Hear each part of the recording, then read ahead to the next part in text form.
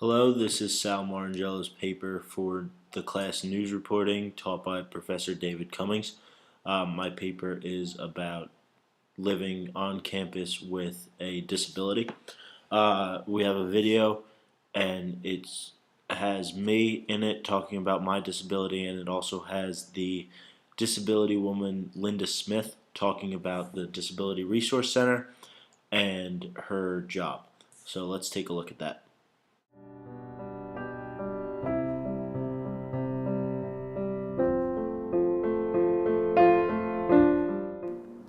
Hi, my name is Sal Morrongiello. I'm a student here at Montclair State University.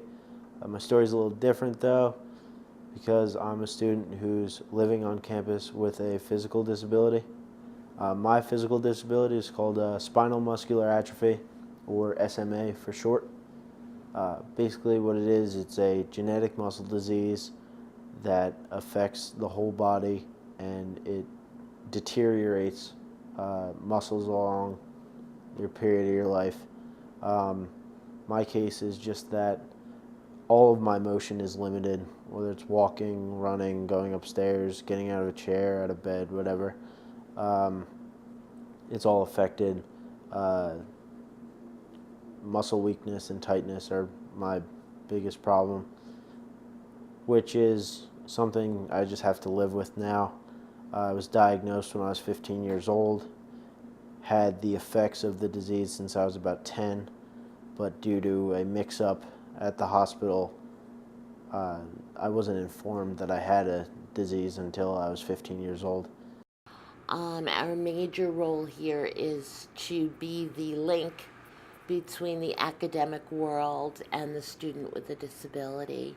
Students with disabilities come to college with that special education model in mind because they're very used to having everything planned out for them, and they have their IEP and everybody knows what they need. And those laws get left behind in high school, and new laws apply when you get to college. My biggest issue being here is that everything's upstairs, so that really affects me because I can't really go upstairs. I can, but it takes me a long time. If you've been around campus, then you know that if you've got to get somewhere, most of the time you're going up at least 6 steps.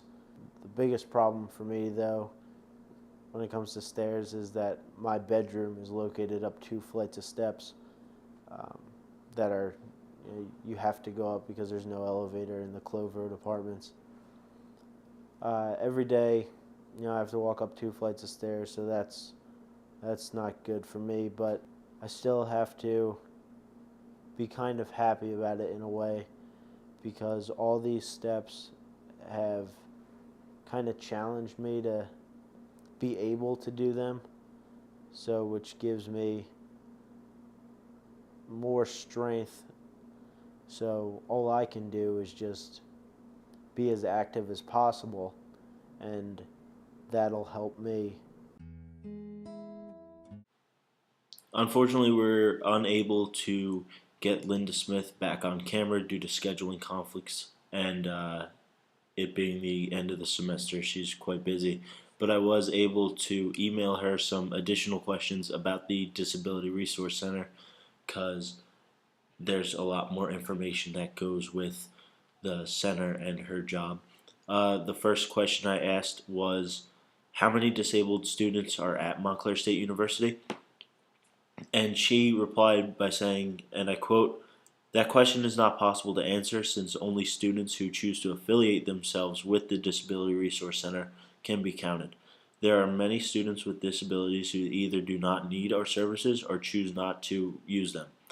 There are currently over 700 students registered with the Disability Resource Center." Basically what she's saying is that you're only part of the center if you choose to be. You don't have to be. A student like myself chooses to, but there's some other students that do not want to be classified in anything. The next question I asked her was, what qualifies a student as disabled? And I quote, "Any student who is otherwise qualified to be an MSU student and is substantially limited in the performance of one or more activities of daily living, examples walking, talking, seeing, hearing, speaking, reading, thinking, etc., qualifies as an individual with a disability under the law. So basically, anybody with those uh, limits can be described as disabled. The next question I asked her was, what help does the disability students receive? And she replied by saying, disability accommodations and services are determined on a case-by-case basis and are individualized for each student. Some common accommodations are extended time for taking exams, preferential seating in classrooms, occasional exceptions to absentee tardiness policies, and tape recording lectures. All accommodations, all accommodations are based upon the documentation the student brings to the DRC and the student's preferences and requests. So they work with students to decide if what they are requesting is needed or is available. So some students require, extra time for exams, and if they feel like they actually need it, they will approve it. The next question I asked was, does the disability office work with the Res Ed office in terms of housing? Linda Smith replied by saying, yes, we work closely with the residential education and services to assure accessibility to all students in residence. We accept and consider all medical requests for special housing, accommodations, and then consult with Res Ed to meet the student's needs. I personally have experience with this. I asked Linda Smith to put me in a certain building with my roommate, and for the past 2 years, she has accommodated. If it's something that she can't do, she lets me know, and other than that, she always helps out. The last question I asked was, would you call the Montclair State University campus disability friendly?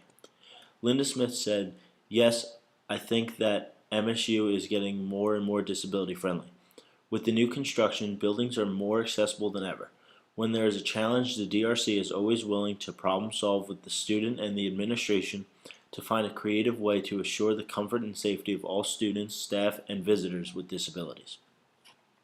Basically, if you go to Montclair, you notice there's a lot of construction, and when this construction is happening, they are adding accessibility, ramps, or things of that nature, so it's a lot easier to get around if you have a physical disability.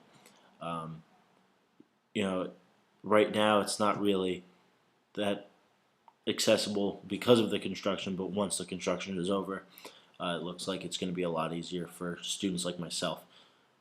So that's what I was able to ask Linda Smith in my second interview over email. And, you know, what it seems is that the DRC, or the Disability Resource Center, is very important on this campus. They work with Res Ed and administration to really help any student who needs their help. And from personal experience, I know they do a great job. And that's my paper. Thank you.